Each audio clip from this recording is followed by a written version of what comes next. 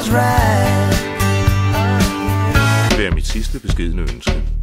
Jeg vil gå på mine fødder igennem min by, igennem København, som jeg har gjort så mange gange før. Men jeg vil vide det den sidste gang, så jeg vil vælge min rute med omhu. Jeg vil gå ned ad Istedgade eller Vesterbrogade, og gå ned ad alle de små solløse sidegader med deres nedlagte butikker.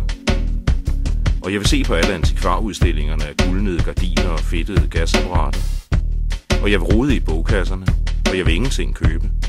Og ikke fordi det er sidste gang, men fordi jeg aldrig roder i bogkasserne for at købe, men for at rode i dem og tænke på, hvor kort og mærkeligt livet er.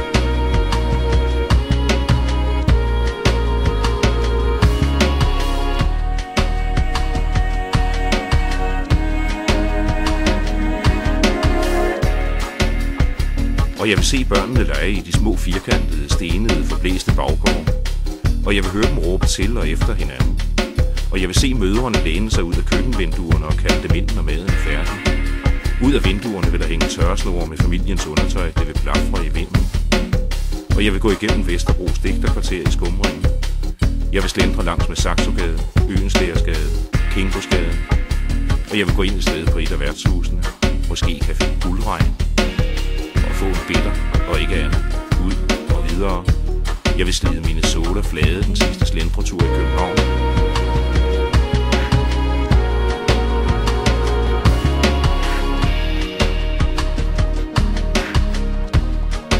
Jeg vil sige farvel til min by. Er vi on air? Yes, Det er bare så super, fordi nu skal vi nemlig sådan, optage en film, som ham der tv-læggerbisken kokken. Og så ser vi sådan, hvordan han tilbereder maden. Så føler jeg sådan, bare det var mig, der var maden. Altså, bare det var... Ja, altså det kunne vi simpelthen bare godt lide, altså hvis det var, at vi var maden. Han er bare altså jeg tænker bare sådan, se ham lige. Hvis han er homoseksuel, så er det bare lige noget for mig, ikke? Også som jeg er så sikker på, at jeg kan sagtens sige ham. Men altså hende der, hvad er det hun hedder? Hende der også... Hende der bodyguarden. Ja, men altså hvis nu hun var... Hvis jeg var heteroseksuel, så er jeg sikker på, at hun også var noget for mig. Så kan man sige, at en slags jeg bare ikke til. Desværre, men sådan er det bare nu. Men hvis jeg var heteroseksuel, så ville jeg overveje det. Ja, det kunne måske overvejes. Jeg håber bare ikke se ham. Han er godt nok desværre lidt utydelig her. Så gik han ned. Han er underground. Ej, så er han lige sådan nederen. Ej. Hvad siger vi så? Siger du det? Jeg kan simpelthen ikke lige kigge den vej. Jeg skal nødt til at se det, fordi... se hvordan han skærer. Hvordan han snitter de der løg. Så er det en rigtig blid bevægelse. Kniven glider bare ikke. Han er. Sammen med hans bodyguard. Så er det smil. Ej, hvor han er så bare charmerende. Han er bare... Han er simpelthen bare sådan hottie.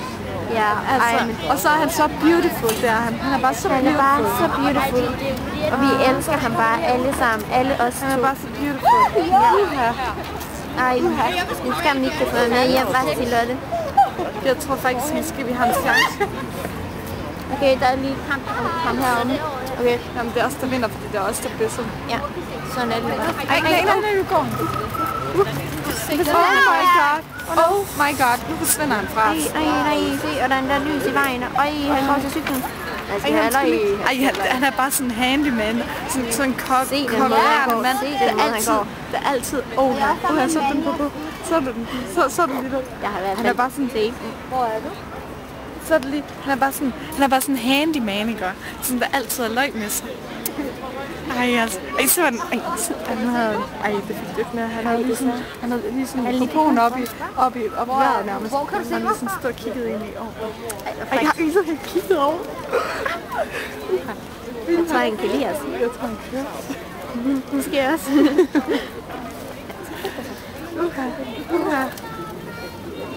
Ej, det er bare sådan en tv-læggerbisken.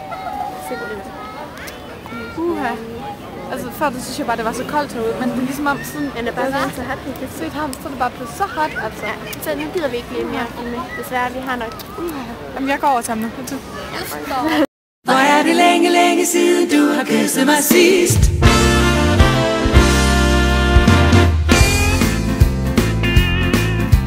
Sætter mig ned i ro og fred med et blad og en avis.